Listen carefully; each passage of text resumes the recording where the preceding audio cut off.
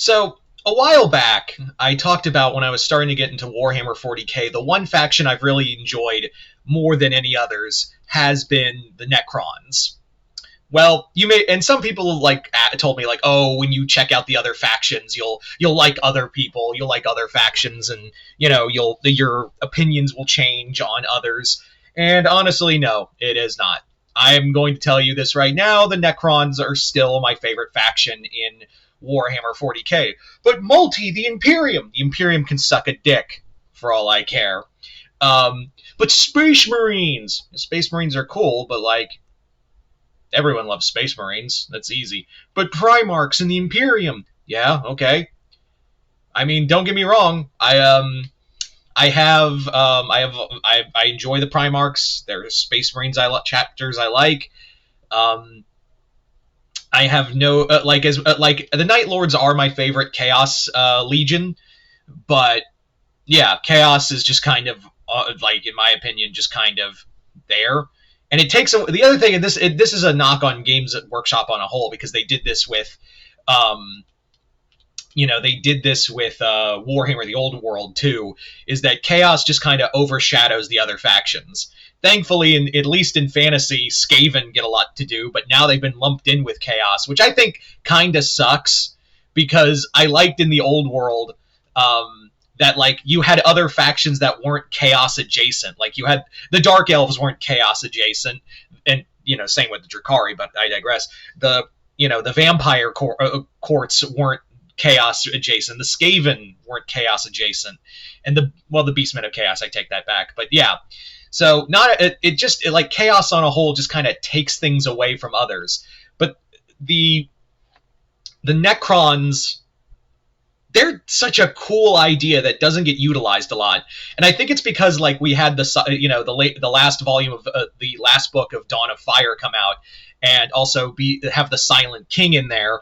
I basically was like, you know what, this kind of reiterates my whole love of the Necrons. And yes, we're finally getting a new Necron novel after how long? Also, next month they're bringing out the Twice Dead King. I forgot the title for a second. The Twice Dead King is an omnibus next month, which is I've never read, so I really want to read that. And Infinite and Divine is one of the major reasons why I wanted to read Warhammer books on a whole. So, and Trajan's an awesome character. And so yeah, now we're getting a new Necron novel. The Silent King novel came out. So yeah, I just thought I'd come back on here and reiterate Necron supremacy and why this channel acknowledges and obeys the word of the Silent King. And all other factions can just eat the collective metal ass. Yeah.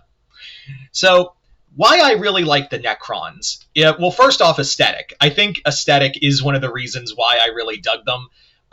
At first, I was like, they're just robots. And sometimes, like, they're just machine type characters are like, they're all the same. And that's what kind of put me off from the beginning.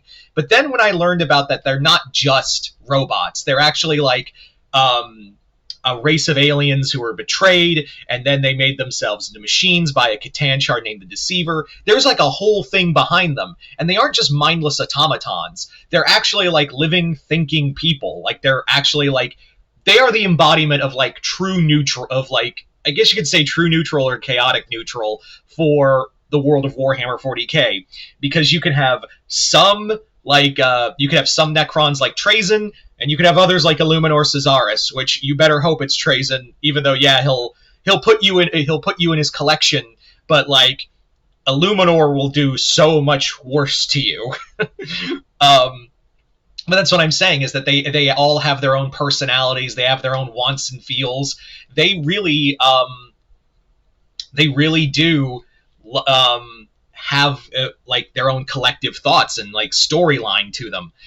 So I really like that. I also really like the whole thing of the Silent King being like, yeah, I quintessentially betrayed my people and did this to them and then made them all go to sleep. And then when I was about to exile myself from the galaxy, on the horizon are the Tyranids. And yeah. I will say this, even though I haven't read the Silent King novel, I have learned that like they really just take away from the Silent King as a character in that story where he's facing Gilliman, and they just make him Nagash. Like they just basically make him like Nagash in Warhammer Fantasy, which I'm like, that's not the Silent King at all. I mean, he's not a benevolent guy, but he's also sensible. This is the same guy who teamed up with Dante to fight the Tyranids, even though, yeah, he did kind of stab him in the back a bit, but still. And also, remember, that mask that Dante wears, that death mask of Sanguinius, was given to him by the Silent King, who claims that he and Sanguinius were allies. Even Trazyn says that he and Gilliman were friends. Now, again, this is Trazyn. He could be lying, but I think he's actually telling the truth, but not the way you think. And I hope we get a novel like this set in the Scouring of... Because Trazyn was awake during the Heresy, so it would stand to reason that he was also probably awake during... Did my phone just go off? That was weird. I'm so professional on this channel. Anyway, but yeah. The Scouring... yeah, during the Scouring, I imagine that he and Gilliman had probably met. So I think it wasn't so much that they're friends; it was more like Trazyn probably stole a lot of his some of his legion and then took off running and giggling like an idiot, with Gilliman like, "I'm gonna fucking kill him next time I see him." So yeah, I have no doubt that Trazyn did meet them, but as friends, I don't know. I would believe that the Silent King probably did have an alliance with Sanguinius, and I'd love to see if that was true. I do believe, because one of the things is the Silent King doesn't really lie, so I would love to see that story of like how he and Sanguinius met. But yeah, that's what I really like about the Necrons, is that they're such multifaceted characters. And, you know, I'm also a sucker for Egyptian aesthetic. So when you give like a cyberpunk Egyptian aesthetic, yeah, I'm probably going to be a bit of a dirty whore for it. So I really dig their aesthetic. I also love, like, again, the cybernetic Egyptian vibe. And yes, I do like the Tomb Kings in fantasy. Although they are they're number 2 in, if I was to rank them. They're in second place. First place always go to the Skaven. But the Necrons, also the other thing is, these guys are god killers. Like if you really woke up every Necron tomb world, they would just body the galaxy. Like, there's no doubt about it. They would just absolutely body the galaxy and retake everything. Like, chaos can't really affect them. Tyranids can't consume their biomass. They literally can just, if they really wanted to wake up, if they 100% really wanted to, and if they could wake up every tomb world, they would just absolutely dominate everyone. And that's what I really like about them, because it's like they're only fighting at like 3. It's like the Shaggy meme. They're only fighting at 3% of it, like 2% of their power. Imagine what they're like if they get all of them woken up. So yeah, I just absolutely love the Necrons. I think they have a really cool story behind them. They basically were the reason Warhammer 40k is the reason why we have it. Like, that's what also I forgot to mention, is that they're literally the reason why we have Warhammer 40k with their whole story. So yeah, the Necrons are in my opinion, the best faction in Warhammer 40k. That's just how I see it. Anyway, so there you go. This is another video of me just glazing the Necrons.